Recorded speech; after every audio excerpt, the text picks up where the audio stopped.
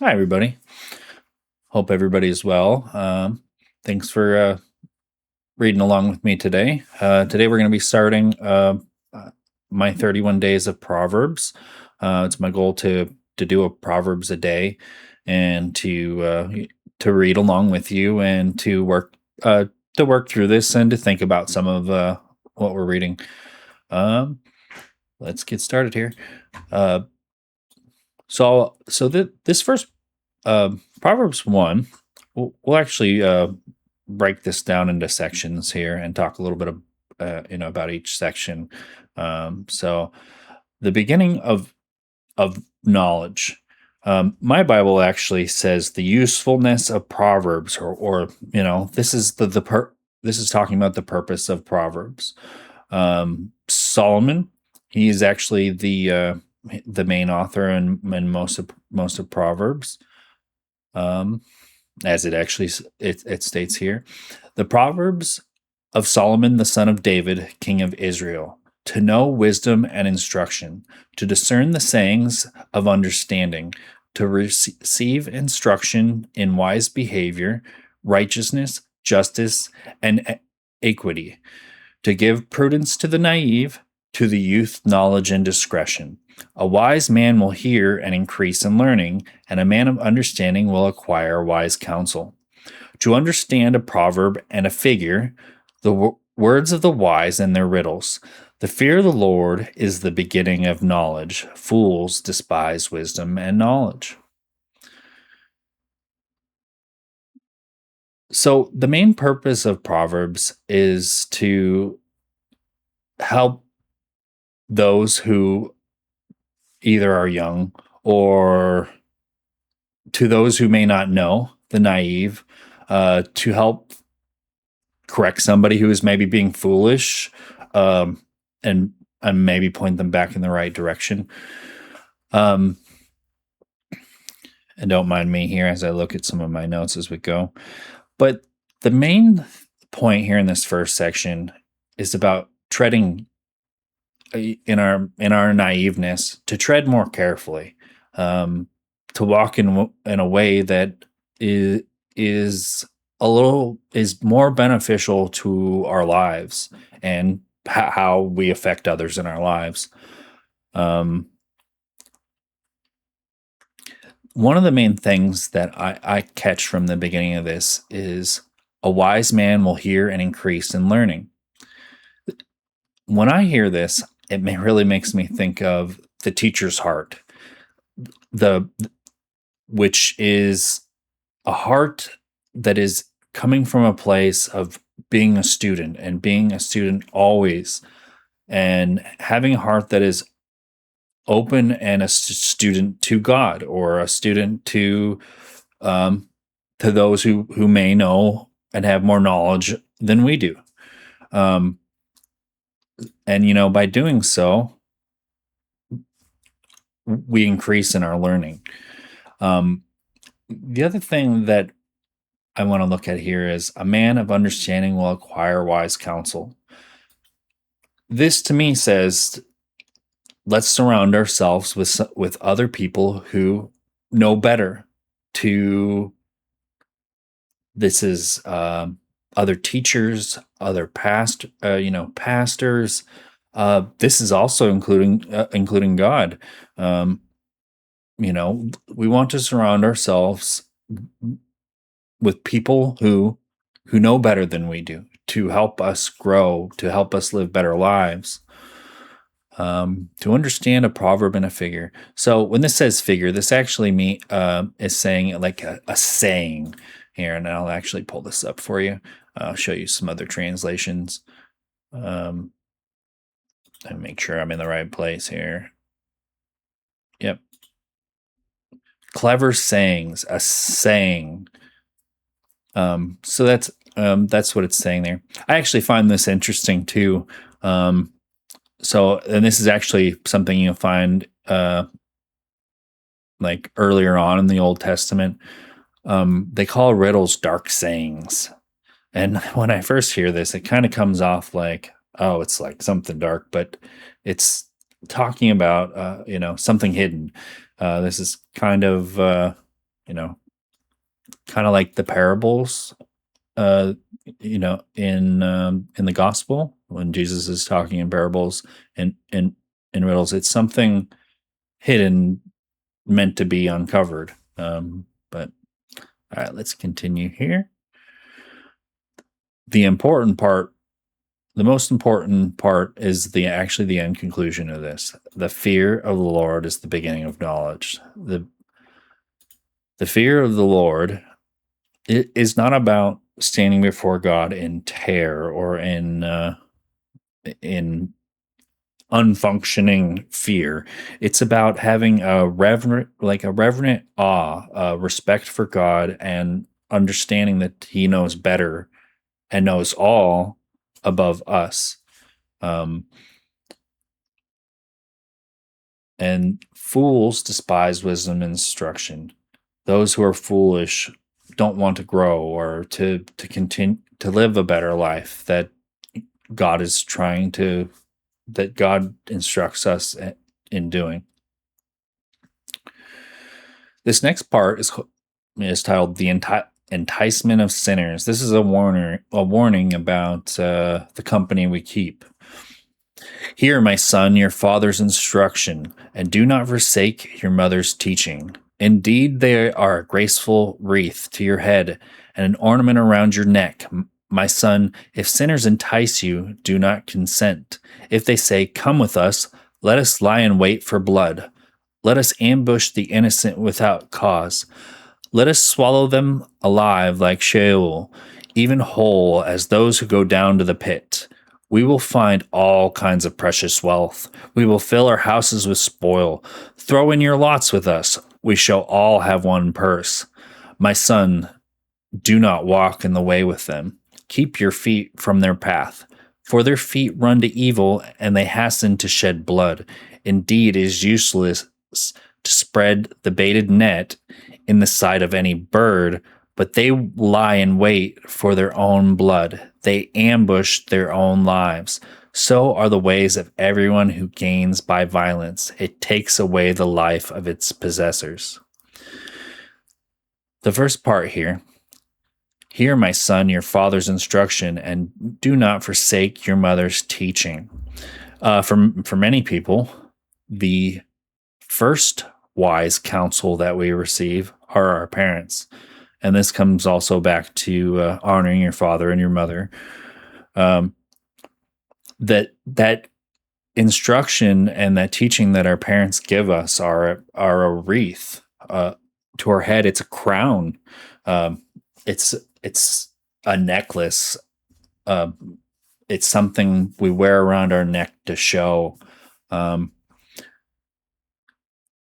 like I was saying, this section is about the company you keep and to not follow people who are doing wrong. So when we know that somebody's doing wrong or it's calling us to a different path, and to not walk in step or path with them.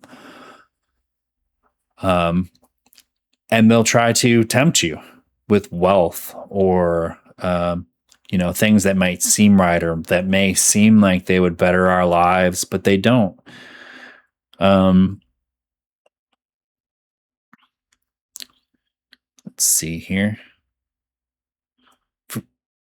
They're quick to run to evil and shed blood. The things that they do are things that will are for benefiting them. This is selfishness. This is taking at any cost, despite who may be trampled underfoot. Who this is this can be greed. People who are greedy and willing to advance themselves and their financial status at the sake of those below them. I thought this part's actually interesting. Indeed, it is useless to spread the baited net in the side of any bird. So, when you go to trap a bird, you're not going to set this in the side of the bird. The bird's going to see you setting the trap. So this is, obviously this would be foolish if you're trying to catch a bird.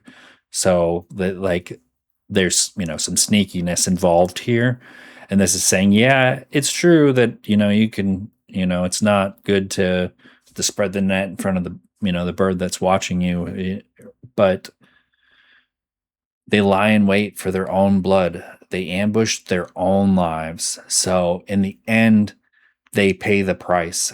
And this is how sin is. You either pay up front and seek a good reward, or you seek the reward and pay later. And ultimately, when we pay later for not doing the things that we should be doing, we end up paying more.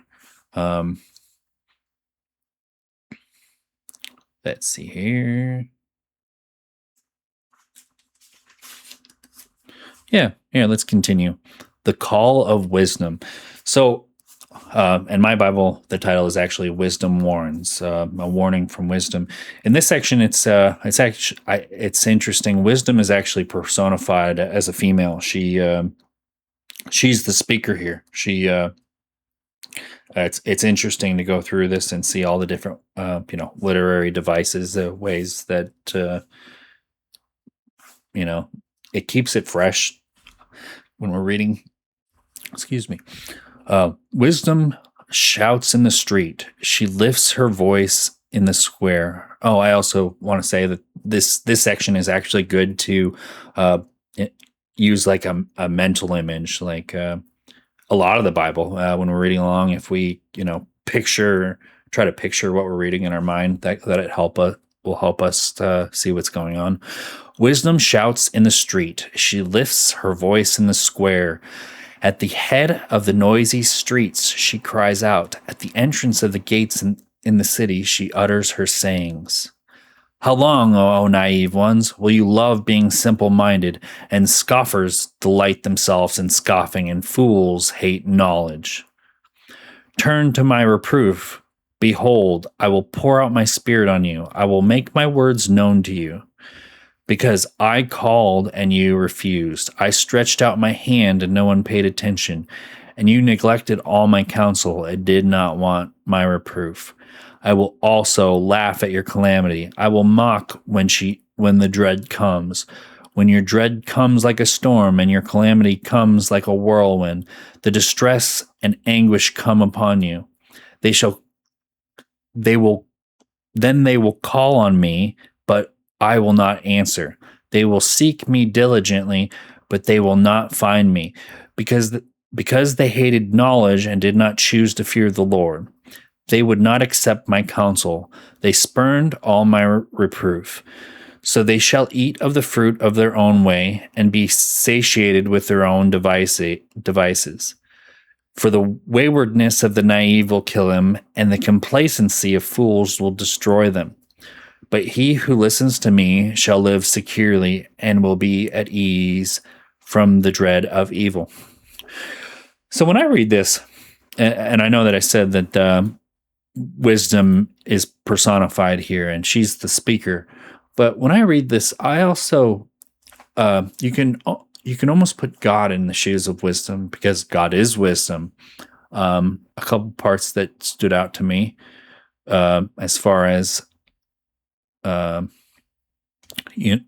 wisdom being a parallel with God in this section is how often in the Bible, where let me find it. Then they will call on me, but I will not answer. They will seek me diligently, but they will not find me. This actually reminds me about how God will sometimes turn his face from people who have hardened their hearts or refuse to listen to him. So this can be, parallel to God himself. Where's the other part?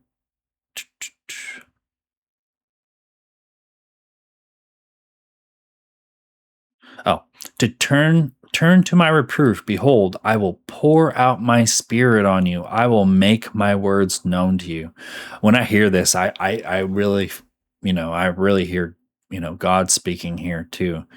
He pours as he pours out his spirit, he makes his words known, and the wise will listen to those words that are spoken. Um, Pursuing wisdom in today's world is definitely a challenge. Because we live in a world and a culture that you know loves pleasure and loves meaninglessness, vanity, things in vain. Um, it's really our culture today. At least it is here in the United States. I know some cultures may be a little bit different, but definitely here in the United States, we love vanity, how things look, how things feel, despite right or wrong. But this is wisdom is God calls us to um, a higher place, a place of wisdom, of knowledge, of doing what's right, even when doing what's wrong is easier. But something that I kind of giggle about here is wisdom is like, I told you. Uh, and God does this too through, uh, I've experienced this in my walk with God and with reading. He's like, I tried to tell you, you should have listened. But it just goes to show the importance of listening and being obedient to what he says.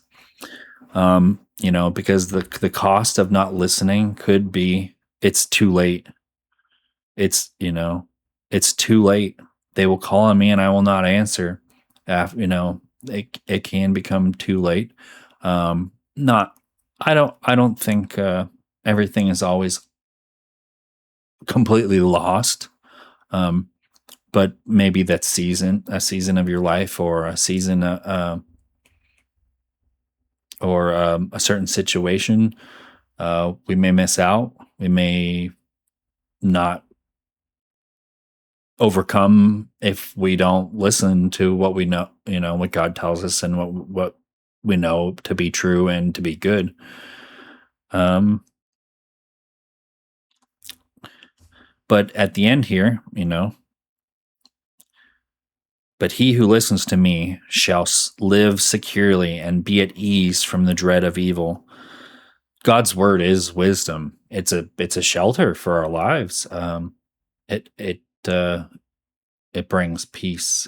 God brings peace. He shows us a way that through our our lives. Life is hard. This world is a hard place. Um, I I also liked. There's a little bit of a parallelism: the waywardness and the naive, the complacency and the fools. Waywardness of the naive, you know, traveling about not knowing and just doing this or doing that, and stepping into life's traps. And when these things can be avoided through wisdom and knowledge and from learning. Complacency of fools. Fools know what's right but do wrong. Uh, they sit there and do nothing. Um, yeah. So that's the end of this here. I'm gonna keep. I keep going. It's my goal to put out one of these videos every day. Bear with me. I'm just starting this. I'm new to YouTube. I may fumble through my words. I may stop, but I know that I'll get better as I go. And I'm just going to keep putting videos out. Um, but yeah, if you guys have any comments or questions, feel free to leave them below. Um, I would love if you'd like my video, and if you thought this was good, please subscribe. Help me get my YouTube channel going, and help me get it off the ground. This is something that's really important to me. I know that God has called me to teach, and um, this is something that I'm going to keep pushing forward with, and I hope that you'll join me and uh, also help me through this as well. I'm always open to advice or to suggestions or to other input. I love to learn, especially about the Bible and learning about God. Something really important to me, and um, if there's anything that I can pray for any of you guys, you're welcome to leave it in a comment, or uh, my YouTube channel's email is in the description. So if you'd like to send me an email, I'm happy to pray for anything that you might need help with. Yeah, but yeah, I hope to see you tomorrow. I'm gonna keep. We'll get into Proverbs 2.